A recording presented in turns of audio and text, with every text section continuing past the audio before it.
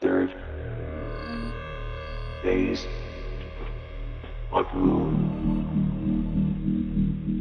Welcome back to Third Phase of the Moon Radio Live. I'm your host, Dr. J. Andy Elias, with, of course, the founder of Third Phase of the Moon, Blake Cousins, who's been working real hard to get all the footage out there from around the world, hitting 95,000 subscribers and 65 million plus views. And Blake, I'm honored to be part of your team. Thank you very much, Blake.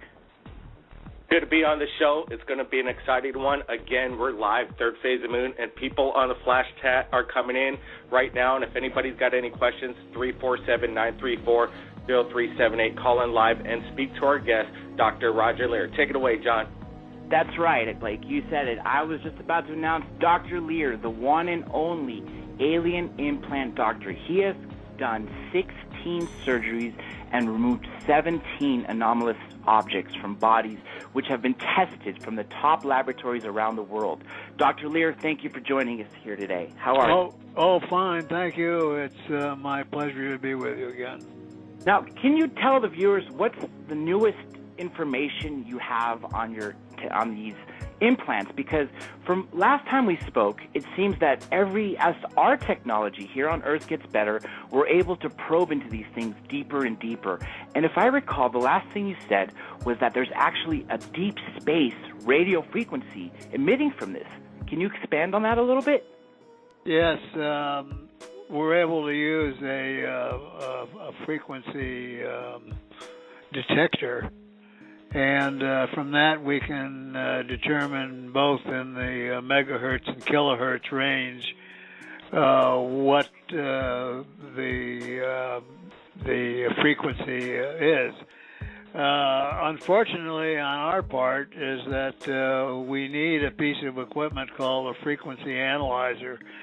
And we've been looking for someone to donate one to the cause. Even an older analyzer would suffice. It doesn't have to be a digital modern one, because the older ones work just as well.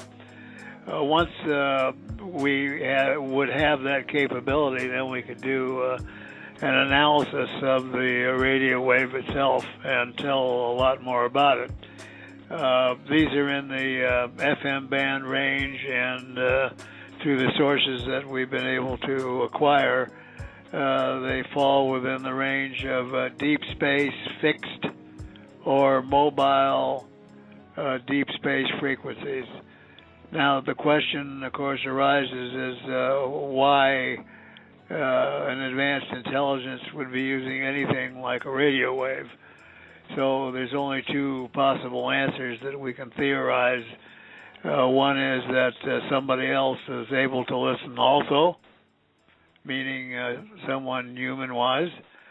And the other possibility is that we're not picking up a radio frequency at all, but we're picking up a harmonic of another type of communication, which is most probably scalar technology. We're taking calls from around the world. We're going to get to the callers in a bit, but we still have some more questions right here at Third Phase of the Moon for Dr. Roger Lear. He removes alien implants from abductees that seem that these materials are extraterrestrial in origin. We just did the documentary full-length feature on Dr. Roger Lear and his work called the Alien Human Project, and it was quite fascinating. We had a young 15-year-old Jack Graham do the interview on behalf of Third Phase of the Moon to ask the questions, and I thought it was quite interesting to get this young generation involved to try and find out the truth. All the young people from around the world really believe that we're not alone in the universe. What was your take on young Jack Graham's questions, Dr. Roger Lear, in regards to the phenomenon? Oh, I thought his questions were right on, very specific, and I've done thousands of hours of radio, and even with the biggest shows around, I thought that Jack was right to the point with his questions. So I keep saying that his generation is not human, and that's not to be insulting. It's actually a compliment, because I believe that the human race is being manipulated genetically into another form of being, which a term has been coined called Homo noeticus. We're Homo sapien, people of my age, but the new age, let's say less than 35 years of age, is this new creature, which is Homo noeticus. Now, those people are capable of knowing things without ever reading them out of a book or hearing them on television or getting them from their parents or relatives. And if you look at the world situation, you find very, very intelligent people, for example, in the Middle East, who appear on TV, appear on the internet, and those people are quite well educated. They speak English. They're all young, and they've fomented from one country, which was Egypt, a revolution which has encompassed the entire Middle East. Now, that's never been done for without bullets. They've used the electronic media. They've used, the internet, iPhones, and so on to do this. And then, you look at other aspects of mankind. You can hand any kid, I don't care what the age, some type of electronic device, an iPhone or whatever, and you don't have to ask them to go to a book of directions to find out how to use it. They automatically know.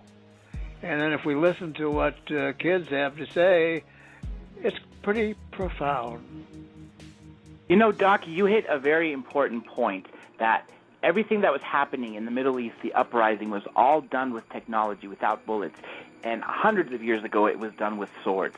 Only now, in this day and age, can something happen and it could spread to the other side of the world with a piece of device that fits in the, literally, pockets. And that's what's changing the world.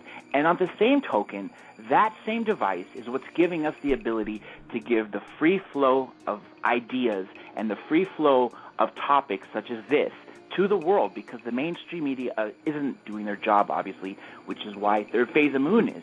And that's such a great thing. Now, when we were talking about young Jack Graham, one of the things I find most fascinating is that all of us here on the radio, when we were in school, it was science fact that this was the only solar system. Fact. Now, when he's in school, it's science fact that other solar systems exist. And not only do other solar systems exist, they exist in the Goldilocks zones. They estimate up to between 5,000 to 10,000 planets alone, just in our galaxy. Now, can you expand on that? And then I wanted to ask you about the deep space frequency. What do you think is receiving that signal? Well, I think that the objects are sending data. And I think that the data most probably has to do with a genetic experiment that's going on worldwide. Now, I don't know what kind of data it is. Most probably something to do with the function of our DNA. But how could we be, so egotistical to try and understand information that a society is gathering that's 80 to a million years older than we are? It's incomprehensible that any human mind of the highest IQ could even get the concept of what advanced civilization logic would be like. So, if there is someone listening to the information, I don't think they're getting that much. It seems we have a caller here. Caller 916, welcome to Third Phase Moon Radio. Where are you calling from? What's your name? Hello? Yeah, you're on the air. Third Phase of Moon Radio. How you doing? I'm good. This is Rick. Rick, it's a pleasure to have you on. You have a question for any of our hosts or special guest, Dr. Lear? Actually, I'm just here listening to him right now, so if anything comes up and he needed anything, let me know. But so incredible, his knowledge. He is. And, let me ask you this question. Do you have a UFO story that you could tell the world by any chance? Yeah, I've been through that. Yes, I have. I actually met Dr. Lear and Travis in, I forgot where it was. It wasn't Long Beach, but it was in L.A. Well, about a year ago or so, with Devon and them. So, first of all, Rick, I want to ask a question. This is Blake Cousins. Were you able to watch the Alien Human Project in regards to Dr. Roger Lear's work? You know what? Honestly, I got to explain myself real quick. I'm not a paranormal guy like ghosts and even UFOs and stuff. I call myself a victim. I've been through it. I know what's up. And I really don't like to watch other people's stuff for the simple reason that I don't want people to think that I took this from them or I heard this from Travis or I heard this. So I'm not really into it, but I have everything you need to know in it. And I love what Dr. Lear is saying. I mean, he seems to understand, probably even before it happened to me. You make a very good point there. Jim Sparks is another famous abductee who has conscious recall of 95% conscious recall is what he estimates of his experiences. And he doesn't watch anything, whether it be documentaries or big movies, even Independence Day at the time when he was speaking about 10 years ago. He was talking about it being a blockbuster hit, and he kept having to hide his face because he didn't want to catch a glimpse from it. So people couldn't accuse him of getting the information he was saying from those movies. And I respect what you're saying. Now, you said you were a victim. Can you elaborate on that a little bit? Yeah, I will. You can hear me? Yeah. Got you. Go ahead. Right. My first thing about the not watching other people's things, because even, I hear other stories, and I know they're not true. You know what I mean? Just because of what I'm going through. And I understand that those people will read 100 books on the topic or watch 100 documentaries or do all this, and then they kind of seem to mix up everything into their own event. You know what I mean? So I don't want to even get near that where, oh yeah, I read all these books, I know this, and you cannot say that I've taken anything from anybody, but there are real ones out there. Well, I'd like to make a point, John. The subject, for example, abduction, is very complex. John Mack wrote in his first book, Abduction, about the 7 traumas of the abduction scenario. Now, what our caller is, I think, essentially saying, let's look at an analogous situation. We have a child who is an abductee, but yet he gets through life quite normally until he has to go to the dental office. And then he's seated in the dental chair, and the nurse comes in, puts the little bib around his neck, and everything's just fine. And they recline the chair, and everything's just fine. And the minute the doctor comes in and turns on the bright light, the kid goes bananas, because this strikes a bell.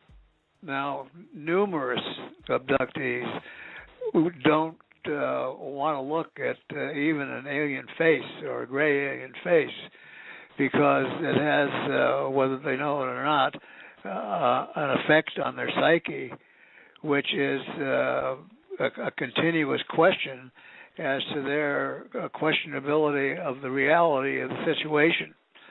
And I don't know if our caller is an abductee, because he hasn't said, yes, but he evidently has experiences, and yes, that can be quite irritating and traumatic if you look at that. So I don't think that his not wanting to look at these kind of programs is just the fact that he might see something and tell about it or compare it or have some degree of non-reality to it. You're exactly right, and the memories you're talking about they're called trigger memories, and most abductees, when they first were taken, yes, I have been taken, but like I said, I call myself a victim, but they're called trigger memories because they usually happen when you're about 4 or 6, and then maybe you won't even remember till after you're like 17 or something, but there's always something in your life. My first trigger memory to make me remember everything was dogs barking. And like I say, it could be a dentist chair. It could be a snap you hear when dropping a pan. It could be literally anything. But my situation was dogs barking. And when I call it a trigger memory, is as soon as you hear that, you recognize it as something that happened to you. You don't even remember. And the trigger will let kind of like the floodgates go. That's exactly right on. And then the general public has absolutely, I shouldn't even say the general public and the professionals, psychologists and psychiatrists, have not a clue as to the number of children who are absolutely terrified of things like clowns and animals with large eyes. And that's pretty specific. That's exactly correct. The phenomenon of alien abduction is a worldwide epidemic, it seems to me, and to get the word out and people taking their stories seriously is probably half the battle. Like Rick here, I'm sure I don't know, have you come out public with this story? You kind of keep, or have you shared this? No. I've done the YouTube thing. I've had like 500,000 views, and I told my story, and that's how I met with Yvonne and Dr. Lear and Travis and everybody. So I'm actually out there, but been going through some things, so I haven't been kind of concentrating on other things right now, because actually the world is in a crazy time right now. People aren't paying attention. They just don't care. So, I'm not the kind of guy that wants to waste my time when I got a family. But I come back like situations like this, and I go to L.A. when Dr. Lear speaks and listen to Yvonne, and, because those are the ones that are like literally the only ones, the last ones that are actually trying to do something. Believe me, if someone is to notice the situation worldwide as to what's happening today, I would probably be willing to make a money wager on the first person would be an abductee. Oh, yes, and you know what? We are more important than the people that matter. You know what I mean? Because somebody that has nothing to do with anything can tell you you're crazy, he's lying, it's over. And then they control the masses, so the weak-minded believe that, and that's law. That's how it is. That's all they have to do, and then they'll just move on. You know what I mean? It's in my eyes, you guys don't know anything about my story or anything, but in my eyes, it's too late. They've been trying for a long time, and the thing about them is they can see ahead of us.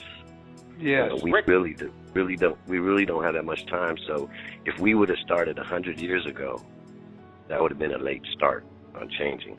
Well, I'm very pessimistic, and I think unless we get extreme external help, which from the outside, that our society is relatively on the way downhill. Yeah, exactly, and that's what I know about, being that I was taken. My story is ridiculous. It's like literally out of this world, and I've been given and shown many, many, many things, and that's why I believe that we are done. We will not be the leading species on this planet for long if we keep what we're doing up. Like they say, it could be the butterfly next, it could be the dolphin, it could be the dang, anything could be next to just not really control, but just be the top of the chain on this planet. If there's a ray of hope and light in the darkness, it's due to the fact that some segment of an external civilization is interfering with our genetics. And John and I were talking earlier about the Roper poll. Now that's really a huge number when you multiply it on a worldwide basis.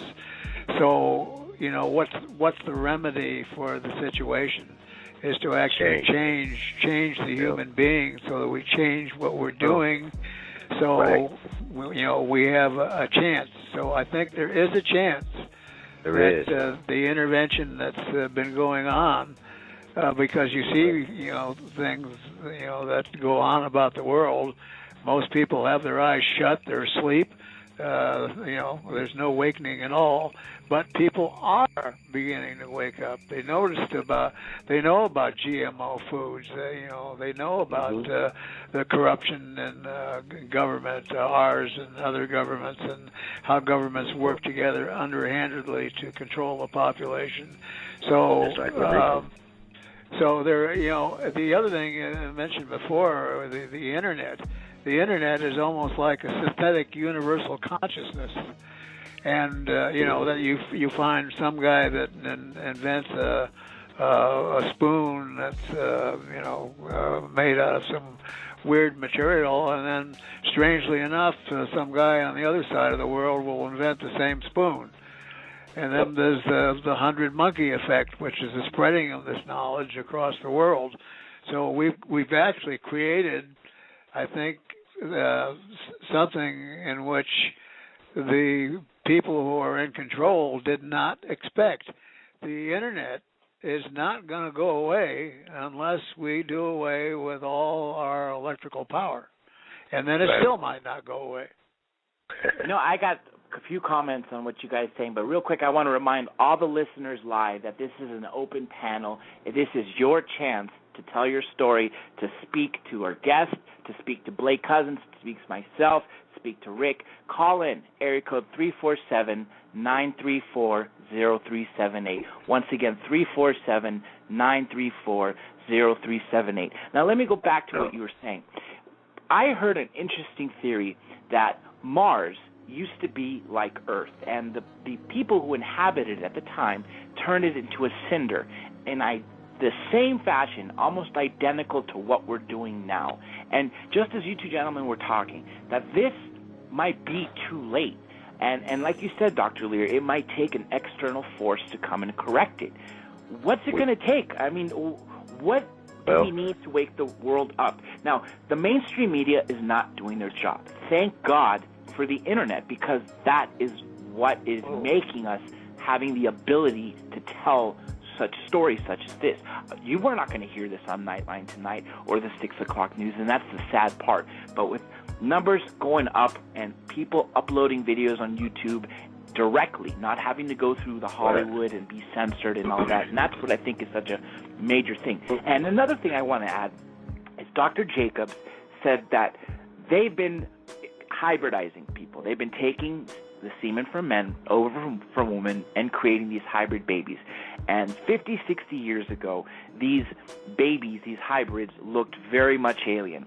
And as each generation progressed, where they, used more humans and bred them again, they looked more and more human. His conclusion is that they now are looking as human as can be, and they're actually walking the planet. Now, if the Roper poll, or the poll we were talking about earlier, is accurate, that means 120 million people, maybe more, have been abducted and have been part of this hybridization program. What's your guys' take on that? Well, I think that David Jacobs is correct in the assumption of the production of hybrids. I think that if an advanced race, and again, I think you'd have to have one hell of an ego to try and guess what an advanced civilization of 80 to 1 million years older than we are knows or is trying to do. But based on human logic, you've got to have more than one plan if you're trying to save a planet. And evidently, I'm not quite so sure that it's the human factor on this planet which makes it so important. It could be the planet itself, or it could be the things that humans have done to this planet, which have a reflection far beyond our solar system, which we have no knowledge of. So, you can't say these are altruistic beings. I think they're beings, there's a certain segment of them that were responsible for us existing in the first place. And maybe for the genetic traits they gave us were traits for survival at one time.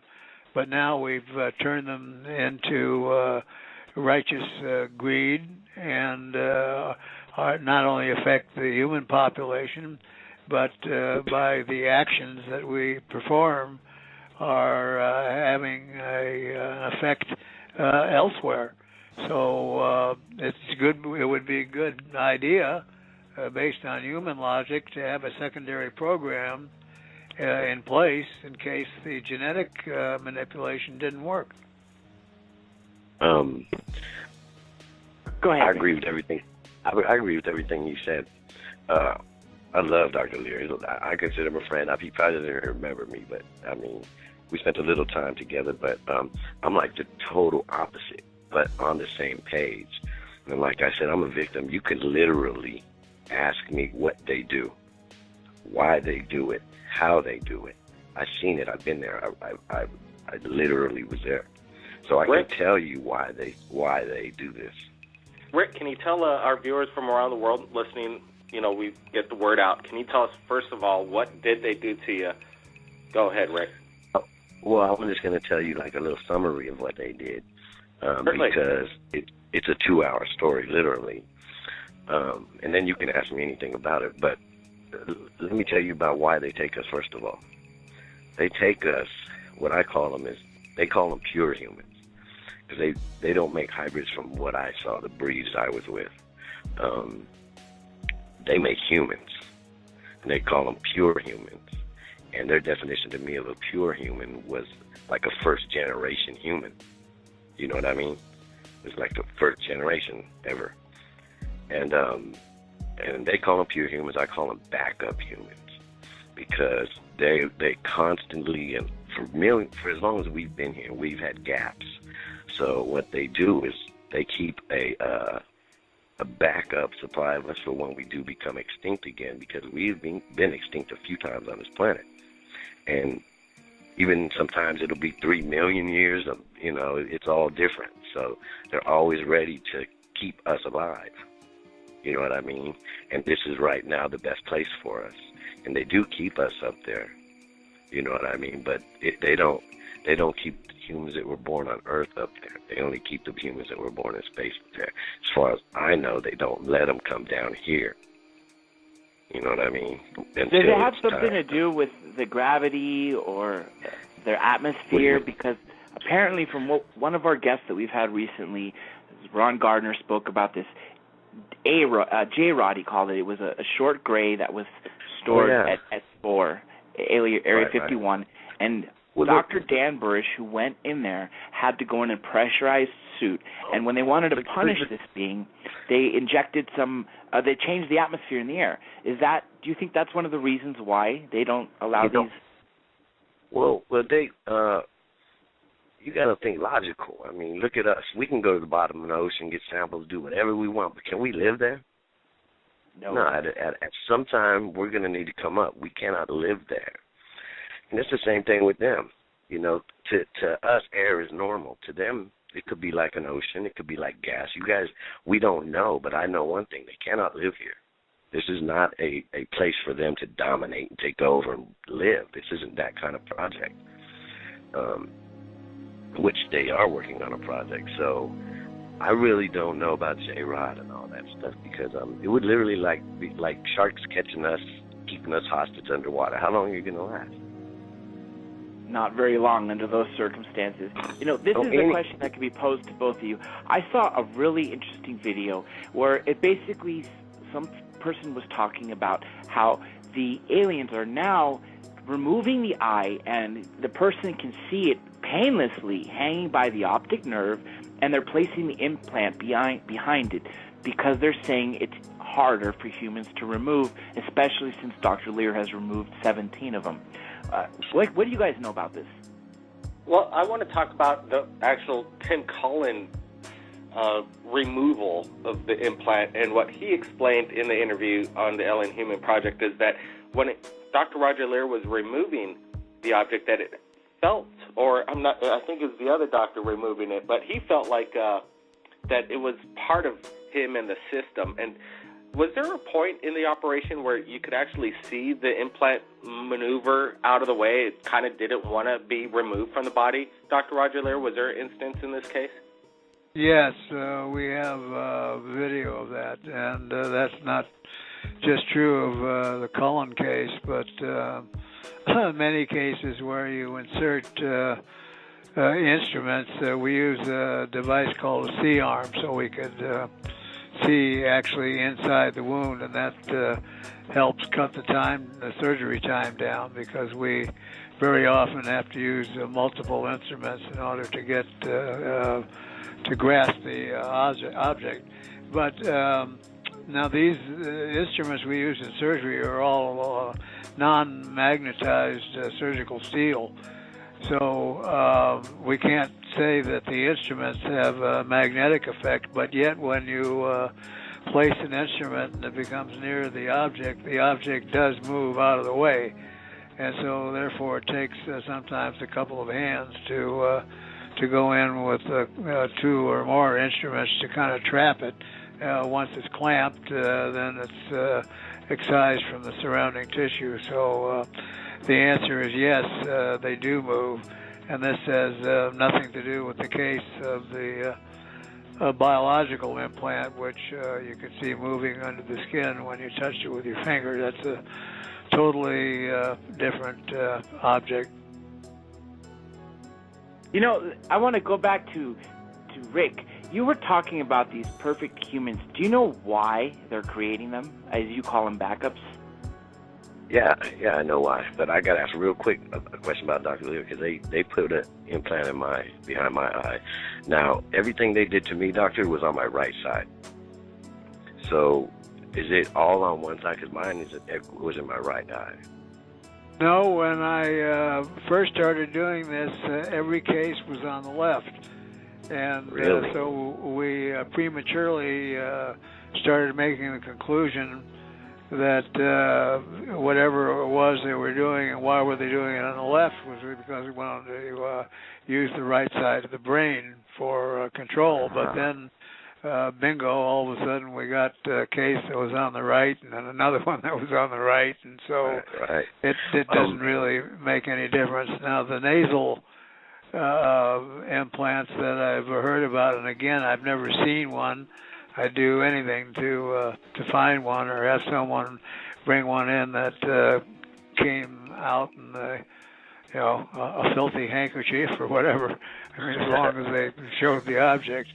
But the things that abductees describe with nasal implants, when the instrument is placed up the nostril, they all describe a cracking sensation, and audibly they hear it. Well, one time I was lecturing in Italy, and there was two neurosurgeons who were there invited to speak, and they were lecturing about implants that were human implants, and they were placed in the brains of prisoners who were violent, and they were used to remotely control their behavior.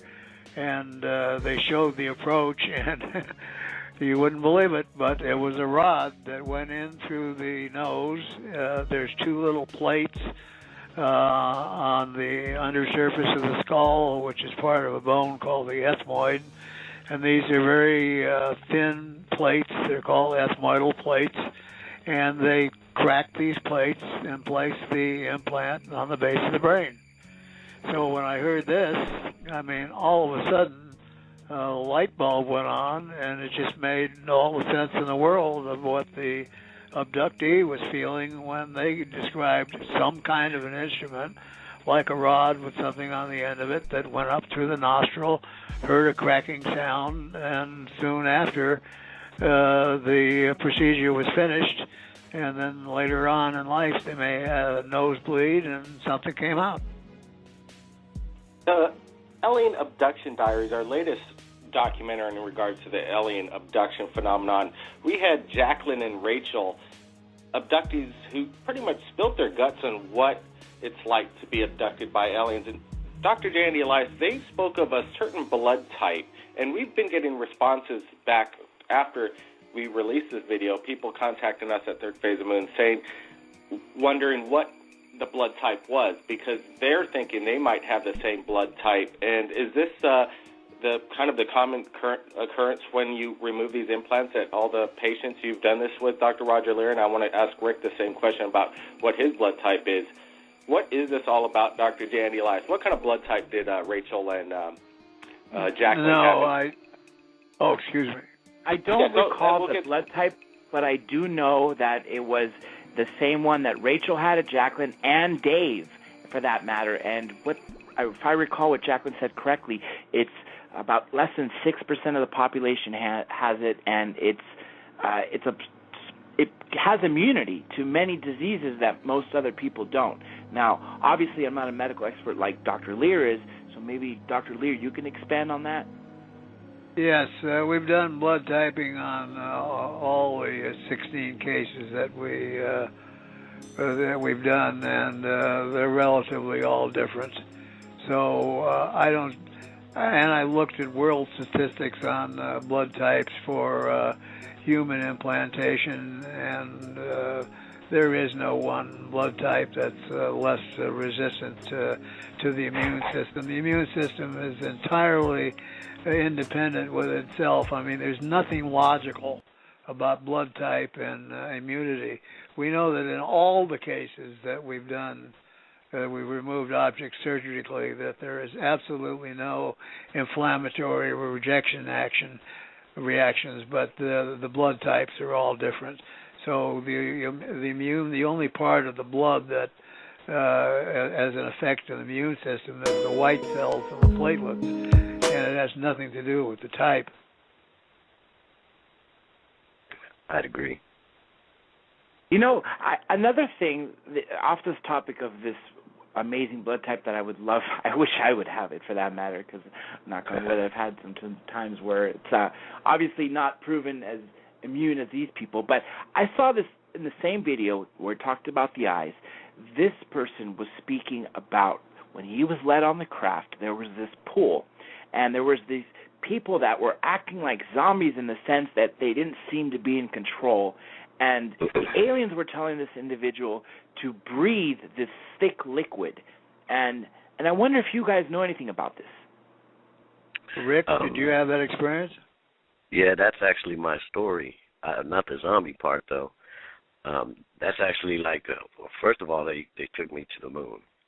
It's in the back of the moon. They never said the dark side of the moon. People always say, "Oh, Rick, you said the dark side." I never said the dark side. It happened to be dark, but what they told me where we went was the back of the moon. And like the second stage when I got to the moon was the gel pool. Now, I know Dr. Lear understands, but the old days, we used to have these slides. They used to be metal slides in the parks and stuff like that. But now everything's plastic and stuff. But it's the equivalent. It was a pool probably about 40 yards wide but round, and it was a funnel shape, like a funnel but clogged up. You know what I mean? And it'd be the equivalent of filling it up with oil and trying to climb out of it. You can't do it unless you're naked. But what my situation was, I had woken up as I was sliding down the funnel pool. And what woke me up was people were screaming. They were just panicking. Everybody was panicking. And so I kind of stopped myself, because my hands were dry. At the time, they didn't get wet. I wasn't in the gel pool.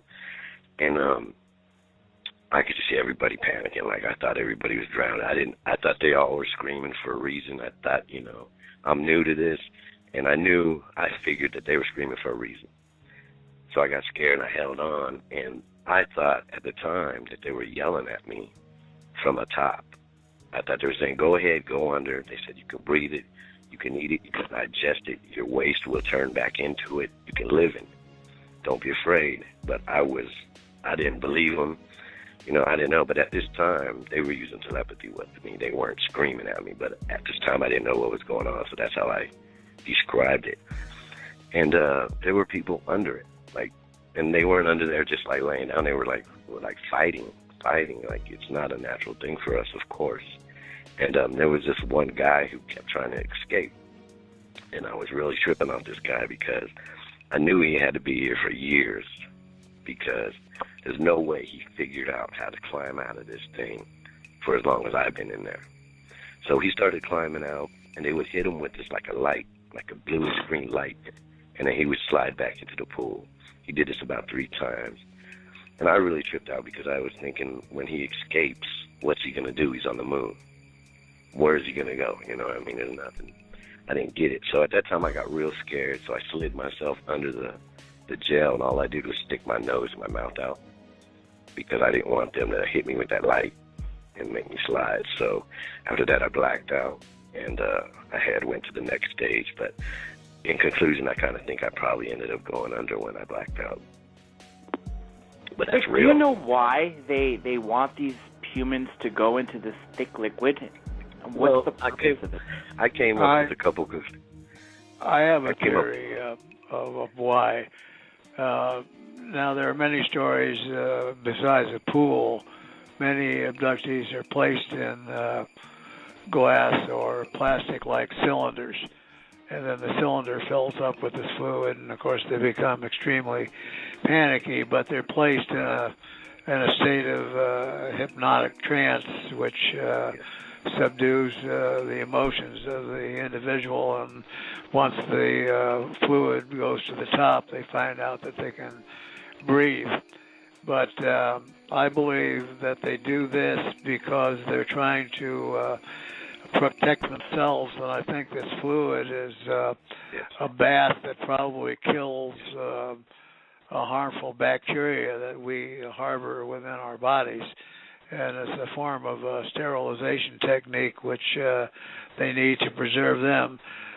Case in point, the individual that was picked up in Varginha, Brazil by the military police officer, he sat him on his lap in a Jeep without any protection gear, gloves, or anything else, and took him to finally to a hospital.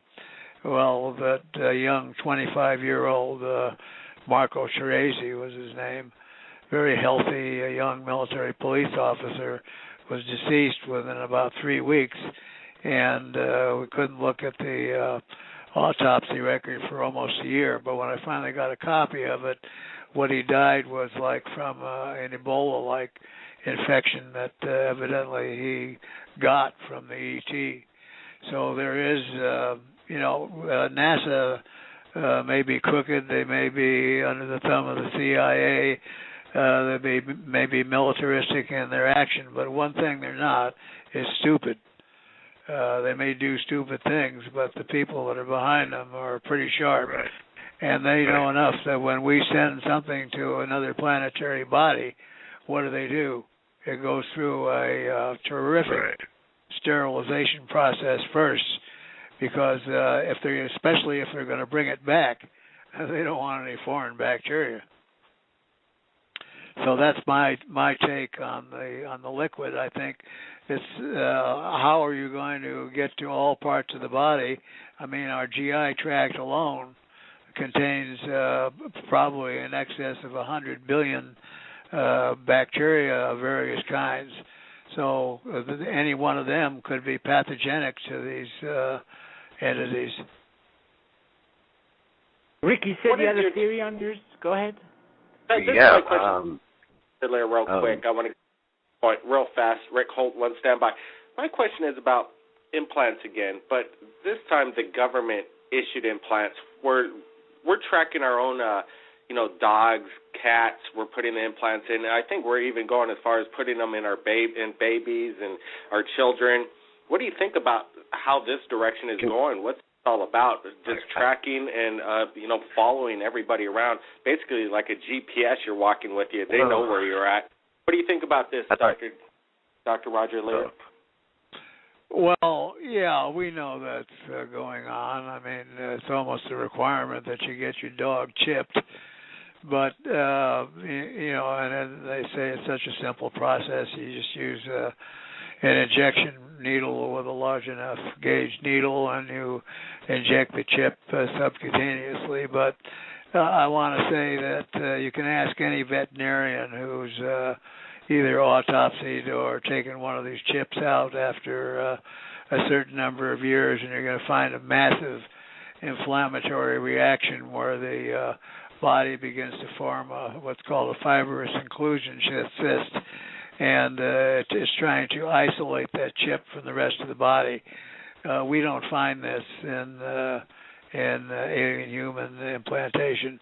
There's no rejection and there's no inflammation.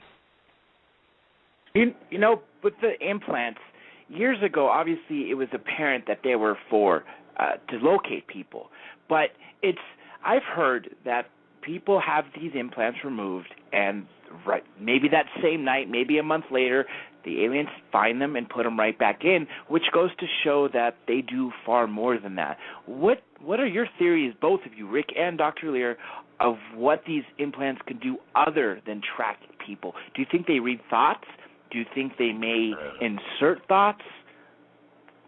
Well, as far as I'm concerned, they're relaying important scientific information in relation to a massive genetic experiment which is going on Earth.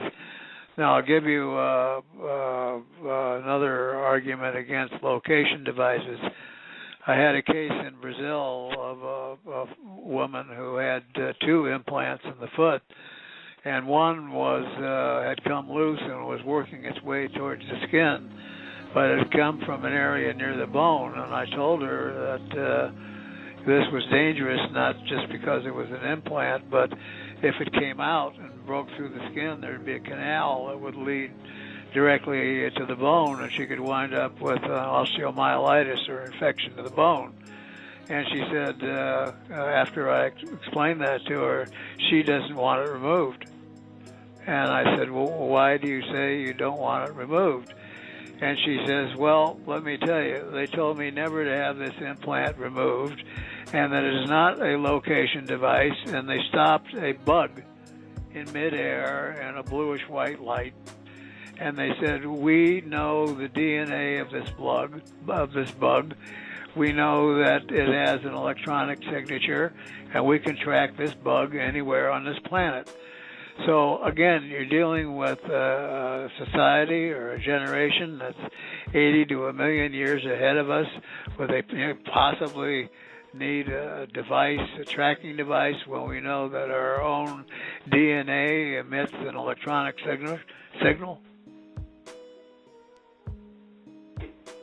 You know, another interesting... Oh, go ahead, Blake.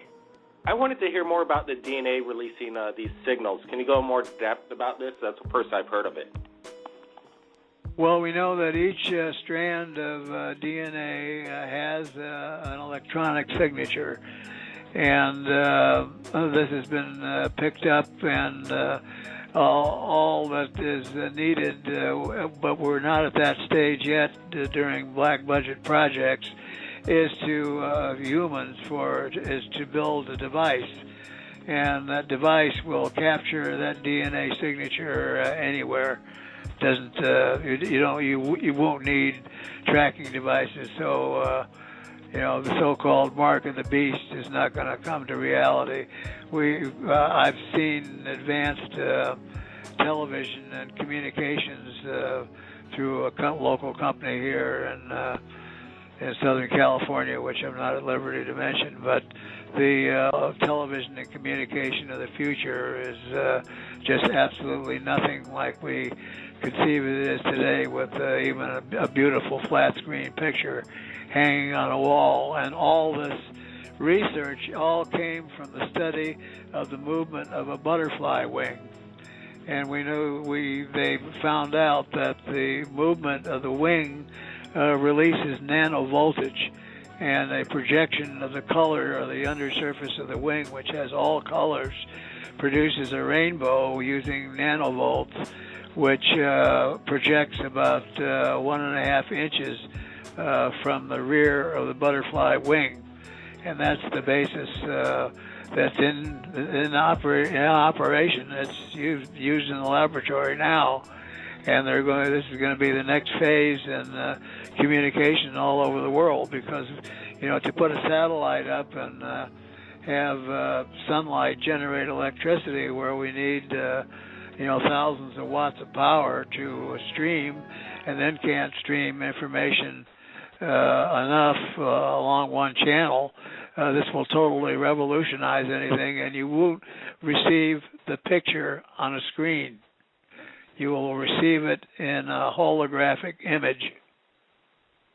You know, Doc, you touched on a very good point. Just us right now, we're speaking with words, with our tongues, in a very two-dimensional manner. What we see on TV is, again, flat screen, 2 dimensions. I think once we are able to overcome that barrier, or maybe it's the pineal gland, I don't know what it is that causes telepathy, then we could finally get to the 3rd dimension of thinking and communicating. And once that's done, then things would be dramatically different. What are your takes on that? And I do have one other thing I want to ask you, too. Have you ever heard of that our number system being archaic and these aliens actually using these pies, basically these circles with the lines in them, saying that they're in 12s? So one circle with a line pointing outward could be 144. A circle with a line going to the radius, to the center, would be 1 through 12, something along the lines of that. Has any of you two heard about that? Rick? It looks like we may have lost Rick. Rick, you standing by? I'm Go ahead, Rick. I'm here. Yeah, like I said, I can't explain stuff like Dr. Lear, of course, but numbers are everything. Numbers are everything. That's all I know about that. I don't know about the circles and all that stuff, but I'm incredibly into numerology now and all that stuff, and as much as people are into horoscopes. You know what I mean? So I don't know details. What Dr. Roger Lear just explained to us is that our DNA, our bodies are transmission devices built in by something, and there must be a reasoning behind it. Exactly what it is, maybe we'll find out one of these days. Do you think that there's a certain connection with the DNA and the possibility in the near future that we will be able to communicate with just our thoughts, Dr. Roger Lear? Yes, I do. And as far as numbers are concerned, if you look at ancient literature, you'll learn a lot about numbers, and especially the number 12. The number 12 is always followed by the next number, which is 13. And so, you find people say unlucky number 13, but that has absolutely nothing to do with it. 13 completes the circle of numbers, and if you look again into historical literature, astrology, for example, has how many houses? There's 12 astrological houses. 12 months in a year. Right, 12 months in a year, etc. But there's always a secondary factor, which is the number 13. At the crucifixion or the last dinner of Christ, how many people were present? How many? 12. How many planets they say we have? Is it 12? Yeah, it's 12. But there's also 12. the 13. There's everything that makes the 13th. Now you go through Masonry, for example, and you get to the 32nd degree. Well, the 33rd degree, which would be equal to to number 13, you are a Shriner. That's as high as you can go in the United States. And in Europe, you can go as high as 70-some-odd degrees of the Masonic Lodge. So the number 13 has a great basis in the ancient literature and a form of mathematics that has to do with even architecture, and some of the mathematics that Richard Hoagland talks about, the sacred mathematics, revolves around the numbers 12 and 13. 13 is my lucky number. Right. It can be lucky, and some consider it Friday the 13th unlucky. But if you looked at the probable general population, there'd probably be as many good things happening on the 13th to the right person in the right house. And, right.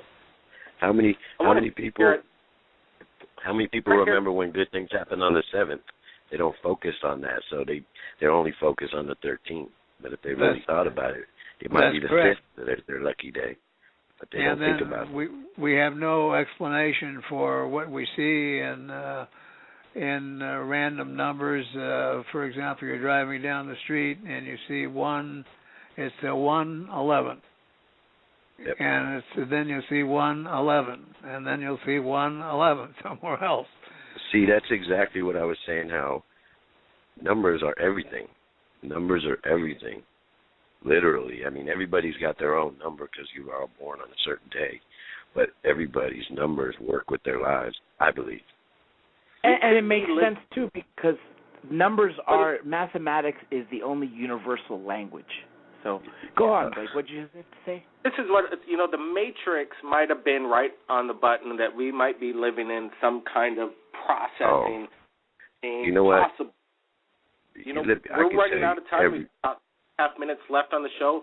We want to get Dr. Jandy Elias, Dr. Roger Lear, and Rick. Last words, Rick. Go ahead. Last words, Rick. Thanks for calling in to Third Phase of Moon.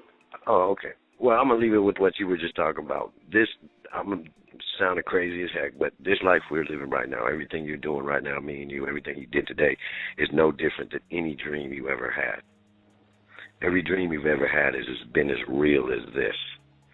The only difference is when we wake up from the dream, we come to this dream, and we will wake up when we pass on. But when it's all said and done, this is literally nothing different than any dream you've ever had. And just thanks for having me, Dr. Lear. It's an incredible pleasure to be in the same show with you. I'm sure I'll see you soon in L.A. or when I'm down there. Well, thank you very much, Rick. Thank you for calling in. Dr. Lear, any words for the public before we go? Well, I would just like to say that if they haven't seen the Alien Human Project, maybe you can tell them how to find it, and might be interested in taking a look. That's right. Third Phase of the Moon is all about getting the word out, getting it straight to the people, unfettered, for free. Go onto YouTube, search Alien Human Project, or just right under Third Phase of the Moon, and you will find it. Also, Alien Abduction Diaries, 2 feature-length films shot in 1080 HD, brought out straight for the public to see. And the purpose of this is to get the world to open up their eyes and to open up the moon. Thank you, Dr. Lear, and Rick, thank you for having the confidence to come on the show. Blake, back to you. Them from their parents or relatives. And if you look at the world situation, you find very, very intelligent people, for example, in the Middle East, who appear on TV, appear on the Internet, and those people are quite well educated. They speak English. They're all young, and they fomented from one country, which was Egypt, a revolution which has encompassed the entire Middle East. Now, that's never been done without bullets. They've used the electronic media. They've used, the Internet, iPhones, and so on to do this. And then, you look at other aspects of mankind. You can hand any kid, I don't care what the age, some type of electronic device, an iPhone or whatever, and you don't have to ask them to go to a book of directions to find out how to use it. They automatically know. And then if we listen to what kids have to say, it's pretty profound. Doc, you hit a very important point, that everything that was happening in the Middle East, the uprising, was all done with technology, without bullets. And hundreds of years ago, it was done with swords. Only now, in this day and age, can something happen and it could spread to the other side of the world with a piece of device that fits in the literally pockets. And that's what's changing the world. And on the same token, that same device is what's giving us the ability to give the free flow of ideas and the free flow of topics such as this to the world, because the mainstream media isn't doing their job, obviously, which is why Third Phase of Moon. Kilohertz range, what the frequency is. Unfortunately, on our part, is that we need a piece of equipment called a frequency analyzer, and we've been looking for someone to donate one to the cause. Even an older analog analyzer would suffice.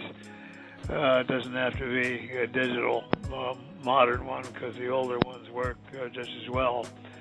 Once we would have that capability, then we could do an analysis of the radio wave itself and tell a lot more about it. These are in the FM band range, and through the sources that we've been able to acquire, they fall within the range of deep space fixed or mobile deep space frequencies. Now, the question, of course, arises is why an advanced intelligence would be using anything like a radio wave. So there's only two possible answers that we can theorize. One is that somebody else is able to listen also, meaning someone human-wise. And the other possibility is that we're not picking up a radio frequency at all, but we're picking up a harmonic of another type of communication, which is most probably scalar technology. We're taking calls from around the world. We're going to get to the callers in a bit, but we still have some more questions right here at Third Phase of Moon. And that's such a great thing. Now, when we were talking about young Jack Graham, one of the things I find most fascinating is that all of us here on the radio, when we were in school, it was science fact that this was the only solar system. Fact. Now, when he's in school, it's science fact that other solar systems exist. And not only do other solar systems exist, they exist in the Goldilocks zones. They estimate up to between 5,000 to 10,000 planets alone, just in our galaxy. Now, can you expand on that? And then I wanted to ask you about the deep space frequency. What do you think is receiving that signal? Well, I think that the objects are sending data. And I think that the data most probably has to do with a genetic experiment that's going on worldwide. Now, I don't know what kind of data it is. Most probably something to do with the function of our DNA. But how could we be, so egotistical to try and understand information that a society is gathering that's 80 to a million years older than we are? It's incomprehensible that any human mind of the highest IQ could even get the concept of what advanced civilization logic would be like. So, if there is someone listening to the information, I don't think they're getting that much. It seems we have a caller here. Caller for Dr. Roger Lear. He removes alien implants from abductees that seem that these materials are extraterrestrial in origin. We just did the documentary full-length feature on Dr. Roger Lear and his work called the Alien Human Project, and it was quite fascinating. We had young 15-year-old Jack Graham do the interview on behalf of Third Phase Moon to ask the questions, and I thought it was quite interesting to get this young generation involved to try and find out the truth. All the young people from around the world really believe that we're not alone in the universe.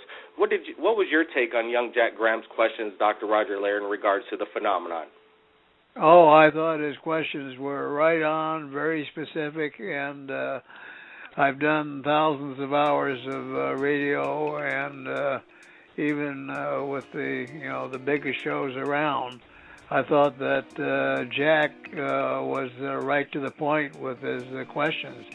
So I keep saying that his generation is not human, and that's not to be insulting. It's actually a compliment, because I believe that the human race is being manipulated genetically into another form of being, which a term has been coined called Homo noeticus, We're Homo sapien, people of my age, but the new age, let's say less than 35 years of age, is this new creature, which is Homo noeticus. Now, those people are capable of knowing things without ever reading them out of a book or hearing them on television or getting... Third phase of moon.